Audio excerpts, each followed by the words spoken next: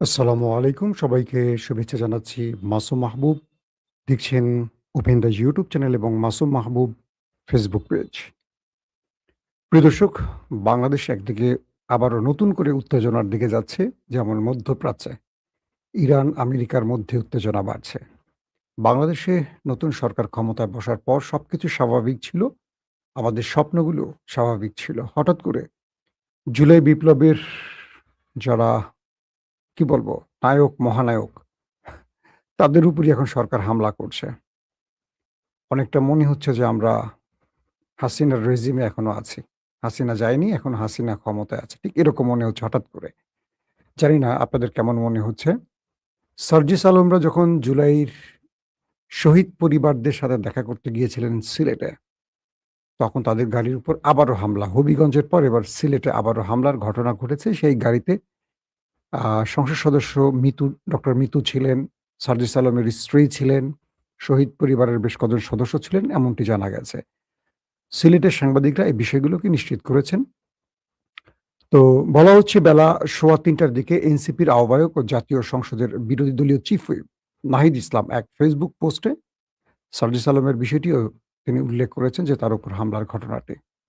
পাশাপাশি তিনি লিখছেন, সিলেটের গোপালগঞ্জ শহীদ পরিবারের সঙ্গে সাক্ষাৎ শেষে সিলেটে ফেরার পথে এনসিপির উত্তর অঞ্চলের মুখ্য সচিব সার্জিস আলমের গাড়িতে আবারও বর্বরোচিত হামলা চালিয়েছে বিএনপির সন্ত্রাসীরা। এটা ফেসবুকে লিখেছে নাহিদ ইসলাম। সার্জিস আলম সামাজিক যোগাযোগ মাধ্যমে লিখেছেন, দ্বিতীয় দফা বিএনপির সন্ত্রাসীরা আমাদের উপর আক্রমণ করেছে সিলেটের ৫ মাইল বাজারে। তারেক রহমান কি শেখ হাসিনা হতে চান? এটা সার্জিস আলমের উক্তি। এর আগে বৃহস্পতিবার দুপুর ২:৩০টার দিকে সার্জিস আলম আরেকটি পোস্টে লিখেন, সিলেটের গোপালগঞ্জে আবার আমাদের গাড়িতে রক্তাক্ত হামলা করেছে বিএনপির সন্ত্রাসীরা। গাড়ি ভাঙচুর করেছে। এদিকে সিলেটের পুলিশ জানিয়েছে গোপালগঞ্জে কর্মসূচি শেষ করে সিলেটের কানাইঘাটে যাওয়ার পথে সার্জিস আলমের গাড়ি লক্ষ্য করে ঢিল ছোড়ার ঘটনা ঘটেছে। এতে গাড়ির কাঁচ ভেঙেছে, কেউ হতাহত হয়নি। এখন একটা বিষয় আসছে নতুন করে, সেটা হলো হঠাৎ করে এই জুলাই বিপ্লবের যারা অন্যতম সৈনিক, আমরা তাদেরকে বলব যে তাদের নেতৃত্বে জুলাই সংগঠিত হয়েছিল। তাদের উপর সরকার দলীয়দের পক্ষ থেকে এই হামলা কেন? এটার উদ্দেশ্য কি? কারণ হতে পারে কি? আমি সোশ্যাল মিডিয়াতে সবচেয়ে হতাশ হচ্ছি যে বিষয়টির জন্য, সেটি হলো আওয়ামী লীগের পোস্টগুলোতে এত খুশি দেখা যাচ্ছে, যেটা গত ৫ তারিখের পর ২৪-এর ৫ তারিখের পর ওদের এত খুশি হতে দেখিনি। আর সেই খুশিটা ওদের উপহার দিচ্ছে আমাদের প্রিয় বিএনপি। কেন যেন মনে হয় দিন শেষে ওরা ভাই, ভাই। কারণ রাষ্ট্রটাকে ওরা লুটবে তো, তাই ওরা কাউকে ক্ষমতা না দিয়ে ওরা নিজেরা নিজেদের মধ্যে ব্যালেন্স করে চলে। বাংলাদেশের প্রতিটি প্রান্তে ইউনূসের আমলে আওয়ামী লীগ লুকিয়ে ছিল। বিএনপি ক্ষমতায় আসার সঙ্গে, সঙ্গে প্রকাশ্যে সকল আওয়ামী লীগ মাঠে নেমে গেছে। এটা অদ্ভুত একটা দৃশ্য না যে বিএনপির উপর ১৫-১৬ বছর অত্যাচার করেছে আওয়ামী লীগ। সেই আওয়ামী লীগ প্রকাশ্যে চলে আসলো বিএনপির হাত ধরে। কিন্তু ইউনূস তো কোনো রাজনৈতিক দল ছিল না। ইউনূসই বরং আওয়ামী লীগকে গর্তে ঢুকিয়ে রেখেছিল ভয় দেখিয়ে, প্রশাসন দিয়ে। কিন্তু বিএনপি এসে সবাইকে বের করে দিয়েছে রাস্তায়। যে তোরা এখন কাজ করে খা। তোরা আমাদের সাথে হাত মিলা, চাঁদাবাজি কর, টেন্ডারবাজি কর আর পার্সেন্টেজ শুধু দিন শেষে আমাদের ঘরে দিয়ে আসিস। রাষ্ট্রের পরিবর্তন হলো কি আমি জানি না। বিএনপির ভাইরা খুব আহত হচ্ছেন। প্রতিটা কথার উত্তর দেবেন। আমি কি মিথ্যা বলছি একটি লাইনও? আমরা যারা রাষ্ট্র থেকে সুবিধা নিই না, দলের থেকে সুবিধা নিই না, টেন্ডারবাজি করি না, চাঁদাবাজি করি না, আমাদের কাছে রাষ্ট্রটা একরকম। আর যারা টেন্ডারবাজি, চাঁদাবাজি করেন তাদের কাছে রাষ্ট্রটা আরেক রকম। একদম সহজ কথায়, মানে সহজ বাক্যে বুঝিয়ে বললাম। এনসিপির সাথে আমার কোনো সম্পৃক্ততা নাই। কিন্তু আমি ওদেরকে সম্মান করি, ভালোবাসি। কারণ হাসিনা ফ্যাসিস্টকে সরানোর জন্য ওদের ভূমিকা ছিল সর্বাগ্রে। যেটা বিএনপি জামাত পারেনি, এটা ওরা পেরেছে। তো ওরা একটি রাজনৈতিক দল বানিয়েছে, ওদের বয়স হয়তোবা ১.৫ বছর। সেই ১.৫ বছরের একটা সন্তানের সাথে ৪৭ বছর বিএনপির বয়স যদি হয়, ৪৭ বছরের একটা বুড়ো বা কি বলবো একটা মাঝারি বয়সের লোক এই আচরণ কি করে করছে? কেন করছে? কি উদ্দেশ্যে করছে? বিএনপি কি এনসিপিকে ভয় পাচ্ছে? বিষয়টা কি এরকম হয়ে যাচ্ছে? আবার আওয়ামী লীগ খুশি হচ্ছে যে ঘটনায় বিএনপি সেই কাজগুলো করছে। রাজশাহী বিশ্ববিদ্যালয় থেকে শুরু করে বাংলাদেশের বিভিন্ন জায়গায় ছাত্রলীগকে প্রোটেকশন দিয়ে মাঠে নামাচ্ছে কে? ছাত্রদল, যুবদল। আর তাদের প্রতিদ্বন্দ্বী হয়ে গেল এনসিপি, জামাত শিবির। অথচ এই জামাত শিবিরের সাথে 20টা বছর লড়াই করেছে জোট বেঁধে এই বিএনপি, আর তখন শত্রু ছিল আওয়ামী লীগ। এটা রাজনীতির চরিত্র? এটা কেমন চরিত্র? আমার মানে প্রশ্ন আসে যে এটা কোনো চরিত্রের মধ্যে পড়ে নাকি? তো এই চরিত্র নিয়ে রাজনীতি টিকবে? হাসিনা তো এখন ভারতে পালিয়ে আছে এই চরিত্রের জন্য। আশা করি বিএনপি এই চরিত্র পরিবর্তন করবে, নতুবা বিএনপিকে অনেক বড় মাশুল দিতে হবে। কেউ বলবে না এই কথাগুলো, রাশেদ বলবে না, আরো যারা এখন টক শো করে তারা বলবে না। কারণ তারা বিএনপির কাছ থেকে মোটা অঙ্কের এখন টাকা পাচ্ছে, সুবিধা পাচ্ছে। এখন তারা শুধু বিএনপিকে জি হুজুর করবে। যখন বিএনপি ডুবে যাবে আবারও হাসিনার মতো পালাবে, একটাও থাকবে না। সব গাট্টি গুট্টি গুছাইয়া পালাবে। তখন আবার বিএনপির জন্য আমাদের কথা বলতে হবে। আবার আমাদের দেশ ছাড়তে হবে, ফেরারি হতে হবে, গুমের ভয় থাকবে। বুঝেন নাই? এই বিএনপির জন্য আবার আমরা এই কথা বলবো। কিন্তু আমরা সুবিধা নিচ্ছি না। দেখেন, বিএনপির থেকে কোনো সুবিধা নিচ্ছি? বিএনপি ক্ষমতায় আসার পর কোথাও বসেছি? কোন চাঁদাবাজি করেছি? টেন্ডারবাজি? গুরুত্বপূর্ণ পদে বসতে কি পারতাম না? বসি নাই। কিন্তু যারা বসেছে তারা সব অন্য দল থেকে আসে, হাইব্রিড। তারা শুধু সুবিধা নিচ্ছে এখন। টাকা বানাচ্ছে, টাকা। জাস্ট বিএনপি ফল করবে, আবার চলে যাবে তারা। আবার বিএনপি বলবে আমাদের জন্য কথা বলো, একটু আওয়াজ তোলো। কিন্তু এখন যে আওয়াজ তুলি, এই আওয়াজগুলো বিএনপির ভাল লাগবে না এখন। এই তুমি তো আমাদের দলের বিরুদ্ধে বলছো। ভাই, এই কাজগুলো কি ঠিক হচ্ছে? সিলেটের জনগণ আজকে দেখলাম গণমাধ্যমে বলছে যে সংসদ সদস্য ডক্টর মিতু তার উপর হামলা, এবং মানে ভালো পরিমাণ হামলা করছে। তাদের গাড়ি একদম ভেঙে চুরে সার্জিস আলমের স্ত্রী সেই গাড়িতে বসে আছে। এটা রাজনৈতিক কোন কালচার? এই প্রশ্নগুলো আমরা করতে পারি না? আওয়ামী লীগের সময় যদি এই প্রশ্নগুলো করতে পারি, বিএনপির সময় করতে পারি না? আমাদের মানে সাংবাদিকতার কাজটা কি কোনো দলের দল দাস তো না। আমরা তো কোনো দলের অন্ধ আনুগত্য করতে পারি না। আমাকে অনেকে বলে, ভাই বিএনপির বিরুদ্ধে বেশি বইলেন না। বিএনপি তো আমারই দল রে ভাই। এটার জন্য আমি কি করেছি আপনি হয়তো জানেন না। দল তো জানে। কিন্তু দলের থেকে সুবিধা নিচ্ছি না। এটা কি আমাদের অপরাধ? আমরা দেশটাকে ভালোবাসি। দল থেকে কোনো বাড়তি সুবিধার জন্য, চাঁদাবাজির জন্য তো আমরা নাম লিখাই নাই। আমাদের জন্য আফসোস লাগে দেশটা যখন অন্ধকারে যায়। কারণ আমরা দেশের জন্য সবটা করেছি, নিজের জীবন হুমকিতে ফেলেছি। খুবই দুঃখজনক ঘটনা। হবিগঞ্জের পর সিলেটের এই ঘটনাগুলো আমাদের মনে করে দিচ্ছে যারা এই দেশকে স্বাধীন করেছে তারা নিজেরা এখন পরাধীন হয়ে গেছে। তাহলে তারা আরেকটা স্বাধীনতার জন্য লড়াই করবে। সেই লড়াইটা হবে বিএনপির বিরুদ্ধে, এটা তো বলাই যায়। তাহলে বিএনপি কেন নিজে যেচে এই বিপদ ঘাড়ে ডাকছে? যারা এখন আছে এনসিপি, জামাত, বিএনপি, এরা তো এক ঘরের লোক। এরা একটাই দল আমার কাছে মনে হয়। নিজেরা নিজেদের মধ্যে ক্যাচাল তৈরি করে আওয়ামী লীগকে সুবিধা করে দিচ্ছে কেন? নাকি বিএনপির মধ্যে আরেকটা বিএনপি ঢুকে গেছে যারা হাসিনাকে বাংলাদেশে ইনপুট করার জন্য এই রাস্তাগুলো করছে? আশা করি জনাব তারেক রহমান এই বিষয়গুলোতে সজাগ থাকবেন। কারণ বিএনপির বিরুদ্ধে বড় ষড়যন্ত্র হচ্ছে।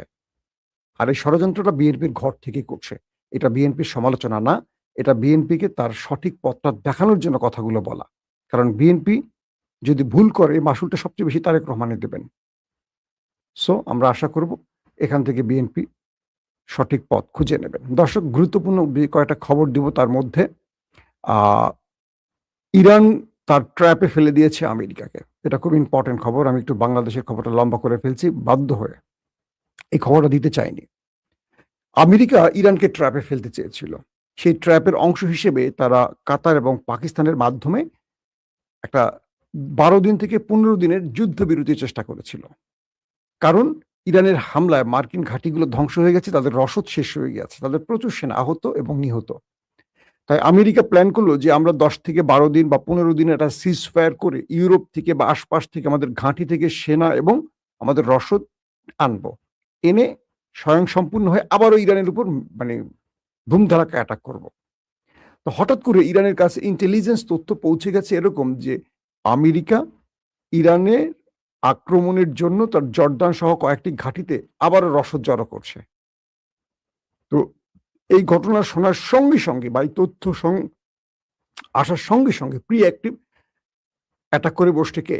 ইরান, জর্দানে। মানে আমেরিকার সবসময় পাল্টা জবাব দিত। এবার আমেরিকাকে নিজেই প্রথম অ্যাটাক করে বসে ইরান এবং ব্যাপক ক্ষয়ক্ষতি করে ফেলে। তারপর আমেরিকা রাতভর ইরানের বেশ কয়েকটি শহরে ম্যাসিভ আকারে অ্যাটাক করে। এরপর সেই অ্যাটাকের জবাবে আইআরজিসি আজকে স্পষ্ট জানিয়েছে রাতভর মার্কিন হামলায় কেশমের ২টি আবাসিক বাড়িতে বাংকার ব্লাস্টার বোমা হামলা চালানো হয়। এতে একই পরিবারের ৩ সদস্য, বাবা, মা ও এক শিশু নিহত হয় এবং আরো ২ শিশু আহত হয়েছে।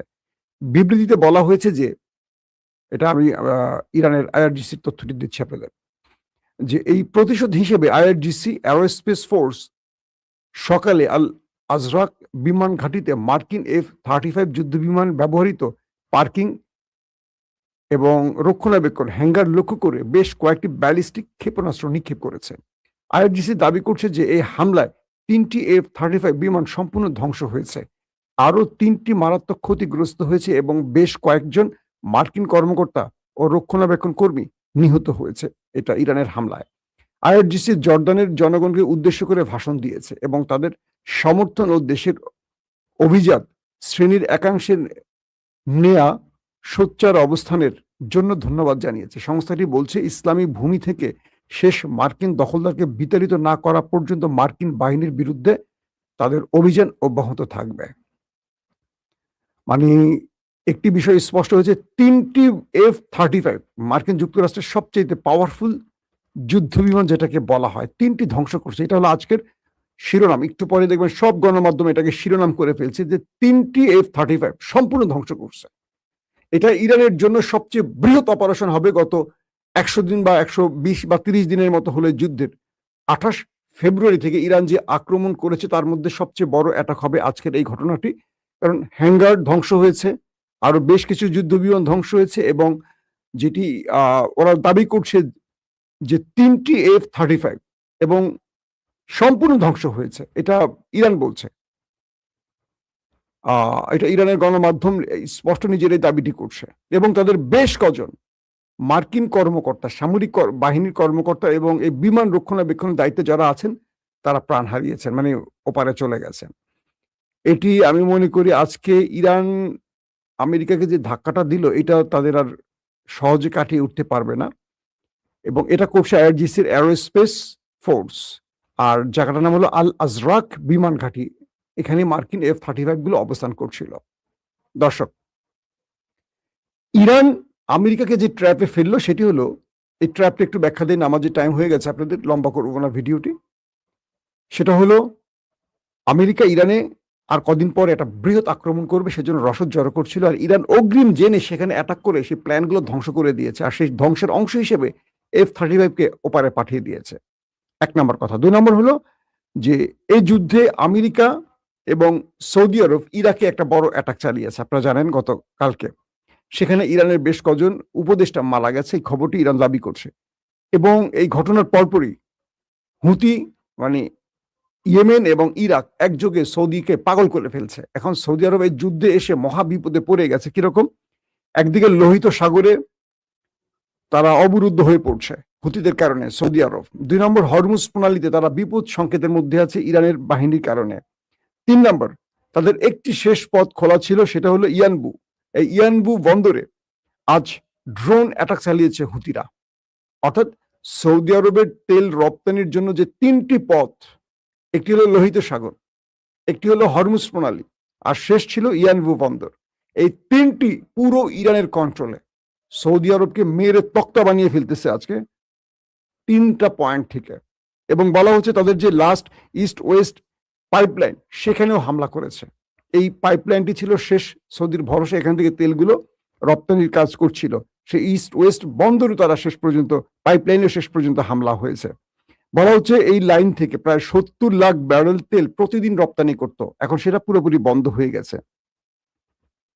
সৌদি এই যুদ্ধে প্রথম নিরপেক্ষ অবস্থানে থেকে একটা বাড়তি সুবিধা পাচ্ছিল এবং ইরানের সাথে তারা সম্পর্ক বিল্ড আপ করে চলছিল। হঠাৎ করে তারা গোপনে ইসরায়েলের পাতা ফাঁদে পা দেয় এবং ট্রাম্প তাদেরকে আশ্বস্ত করে যদি অ্যাব্রাহাম অ্যাকর্ডে স্বাক্ষর করে, ইসরায়েলের সাথে সম্পর্ক চুক্তিতে স্বাক্ষর করে, তাহলে তাদেরকে নিউক্লিয়ার প্রজেক্ট বা নিউক্লিয়ার বোমা বানানোর সব সহযোগিতা করবে। সৌদির মাথা গেছে এলোমেলো হয়ে এই প্রস্তাব পেয়ে। তারা আমেরিকার সাথে জোট বেঁধে ইরাকে হামলা করেছে। আমি তখনই বলেছি সৌদির কপালে দুঃখ আছে। আজকে দেখেন তাদেরকে চারদিক থেকে এক এক করে ফেলছে, এক ঘরে করে ফেলছে এবং বিভিন্ন পয়েন্ট থেকে সৌদির উপর হামলার কারণে সৌদির সকল তেলকূপগুলো এখন বন্ধের পথে। পুরো মধ্যপ্রাচ্য এখন তেল রপ্তানিতে মানে চরম হুমকিতে পড়ে যাবে। বিশ্ববাজারে তেলের দামের অবস্থা কি হবে চিন্তা করেন। সৌদি আরব তার সবচেয়ে বড় ভুলটি করে এখন মাসুল দিচ্ছে। দর্শক, পাশাপাশি কুয়েত জানিয়েছে দেশটির উত্তরে একটি চীনা কোম্পানির ভবনে ইরানি হামলায় একজন শ্রমিক নিহত হয়েছে। মার্কিন বাহিনী ইরানে বোমা হামলা চালিয়েছে, যার ফলে কেশম দ্বীপের একটি আবাসিক ভবনে এক দম্পতি সহ তাদের, এই তথ্যটি একটু আগে আমি আপনাদের দিয়েছিলাম। এবং আরেকটি তথ্য জানিয়েছে, ইরান জানিয়েছে যে জানজান প্রদেশে মার্কিন ক্ষেপণাস্ত্র হামলায় ইসলামিক রেভলিউশনারি গার্ড কোরের ৩ জন সদস্য নিহত হয়েছে। এবং হরমুজ প্রণালী নিয়ে তেহরানে ওমানি কর্মকর্তাদের সঙ্গে আলোচনা চলছে বলে জানিয়েছে ইরানের পররাষ্ট্র মন্ত্রণালয়ের মুখপাত্র। আবারও নতুন করে এই আলোচনাটি শুরু হয়েছে। আবার অন্যদিকে ইরাকের সামরিক মুখপাত্র বলেছেন, এই অঞ্চলে সাম্প্রতিক হামলাগুলো ইরাকের ভূখণ্ড থেকে চালানো হয়েছে এমন কোনো প্রমাণ নেই। সৌদি আরব ইরাকে তথাকথিত ইরান সমর্থিত গোষ্ঠীগুলোর উপর যুক্তরাষ্ট্রের সঙ্গে হামলা চালিয়েছে, যাদের সম্পর্কে তাদের দাবি এই গোষ্ঠীগুলো দুঃখিত, এই গোষ্ঠীগুলোই সৌদি রাজ্য হামলা চালিয়েছিল। এটি সম্পূর্ণ অভিযোগ। তারা মানে ইরাক বলছে যে ইরানের বিরুদ্ধে যে অভিযোগ করা হয়েছে বা ইরাক ব্যবহার করে সৌদিতে হামলা করছে, এটা মিথ্যা অভিযোগ। আর যার পরিস্থিতির আলোকে সৌদি আবার ইরাকে হামলা করছে, এটাকে কোনোভাবে তারা তাদের ভূখণ্ড রক্ষায় সৌদির এই হামলাকে তারা তীব্র নিন্দা জানিয়েছে, যেটা ইরাকের ভেতরে তারা কি করে হামলা করে আরেকটি রাষ্ট্রের ভেতরে। পাশাপাশি মার্কিন মধ্যস্থতা যুদ্ধবিরতি সত্ত্বেও গাজায় হামলায় ইসরায়েলি বাহিনী 2 শিশু সহ আরো 4 জন ফিলিস্তিনিকে হত্যা করেছে। এই ফিলিস্তিনি হত্যা কেন যেন বন্ধ হচ্ছে না।